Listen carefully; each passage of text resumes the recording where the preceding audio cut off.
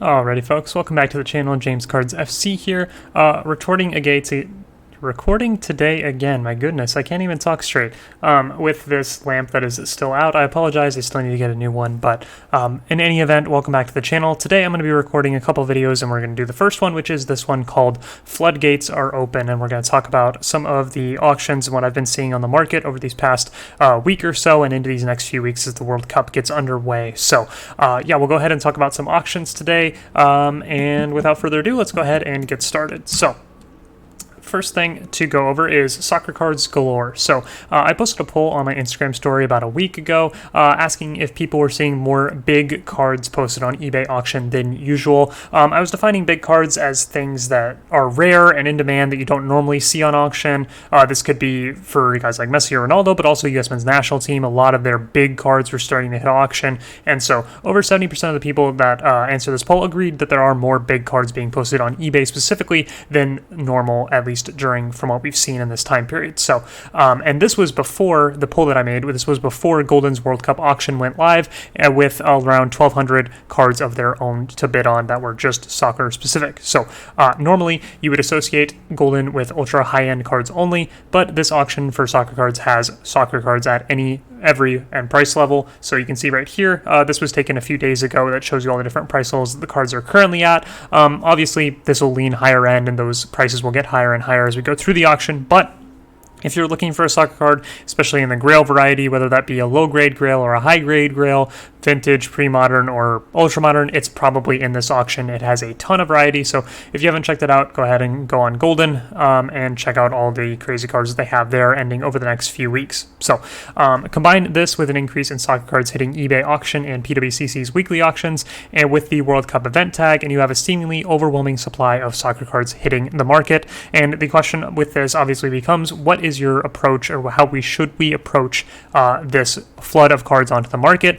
And I think this depends on your outlook, and we'll be going through three different types of outlooks I think you can have on this market, and sort of the different strategies you would employ if you find yourself in any of these three outlooks. So let's go over the first one, which is what I would describe as a pessimistic outlook. So if you're having a pessimistic outlook, you'd be saying something like, so many cards hitting the market at once will drive down the price on comps for all cards, and this will continue into the weeks and months beyond just the World Cup itself. The reasoning for having this sort of outlook would be that outside of a small handful of cards, everything in this market has been trending down for the past 18 months. With a surge of supply hitting the market all at once, we could see an even bigger downward price surge than we have recently, and if that occurs, more people will become discouraged and list their cards, leave the market, or not want to pay near even the lower comps, driving prices even further down in the coming months. So if you believe all these things to be true, and you have a pessimistic outlook on the market and how many cards are going to be deployed onto the market, if this is your approach and you have this pessimistic outlook, I believe it would be in your best interest to sell all your cards now before prices fall even further, and then look to buy them back what you want in the future, if you even want to buy back in at that point, or B, hold through the dip for the longer run and hope the market conditions continue to improve over a longer term time horizon. So if you have this pessimistic outlook, I think now would be your window to sell, and then probably buy back if you are interested in buying back in. But if you do have this pessimistic outlook and you think prices are just going to keep going further and further down through the next few months, this might be an exit point for you.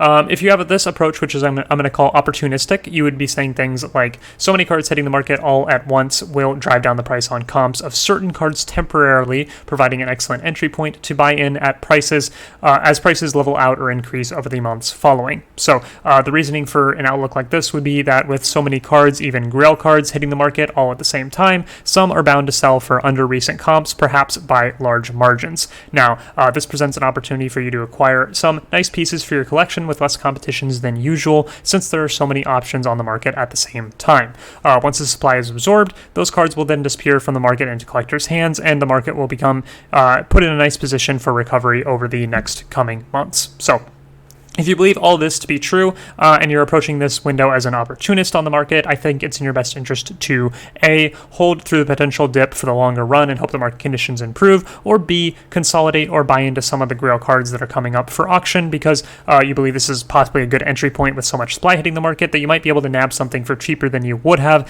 get yourself a better entry point, and then hold either into the next few months where you think the price is going to go up, or for the longer term and know that you got a better entry point than what you would have had had a few weeks ago. So that is how I would outlook this as an opportunist, and this is the approach that I would give if you believe these statements to be true. Approach number 3 here I have as a neutral wait and see. So a larger than usual supply of cards will be hitting the market at the same time, but we could also see a larger than usual buyer pool given the hype of the World Cup. These two factors could balance out, or they could not. We're just not completely sure. So the reasoning for this, of course, is the surge in supply needs to be met with the surge in demand to keep prices level. It's possible that interest in the World Cup can provide the demand surge. However, we are not sure if it will or not.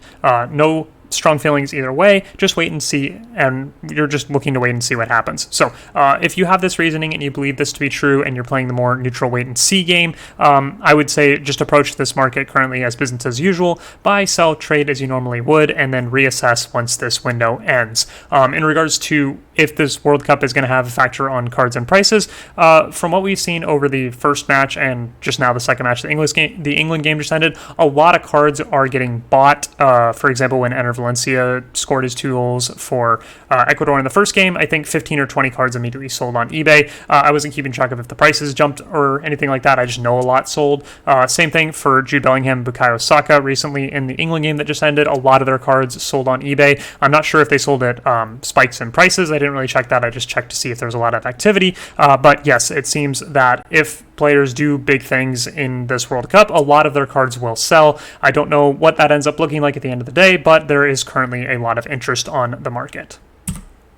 And then we'll go into the conclusion and my personal World Cup predictions. So I have no idea what this result of the World Cup will be this window on prices, but I will be paying very close attention to it. I don't think I fit into any of the 3 categories that I had set up previously. I think I'm a bit of all 3 of them put together, but probably more of just doing the wait and see and playing in the market as I normally do game. And so from that perspective, not really sure what's going to happen with everything going on with the World Cup. It seems like there's a lot of interest on it and a lot of people are buying things based on performance. Whether that increases prices in a short or long run, I'm not 100% sure, but there does seem to be a lot of interest going on in the market, which is always a really good thing. So in my opinion, you should assess your collection and holdings, assess your goals, and then make your plan as we head through these next few very interesting weeks in the World Cup. And so with all that being said, I'll move on to my official World Cup predictions. Now, I made this a few days ago before the game started, and I'm not going to change it after having watched the first 2 games because that would be cheating. And so I have the winner being Brazil over France,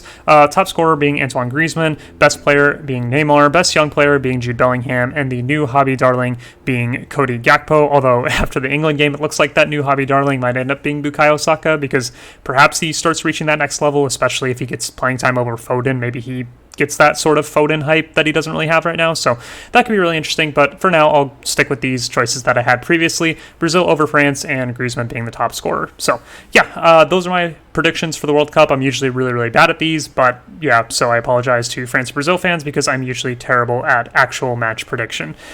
But in any event, thank you guys so much for tuning in to today's video. Feel free to like, comment, and subscribe. The next video on my channel, whenever we hit the 1,000 subscriber mark, will be that 1,000 subscriber Q&A. And in fact, that is what I have on the rest of this presentation to finish recording up once I finish and sign off with this one. So I'll go ahead and sign off here, start working on the Q&A. I think we have like 50 different questions to go through, so that's something to look forward to. Feel free to like, comment, subscribe, all that fun stuff, and I will see you guys in the next video.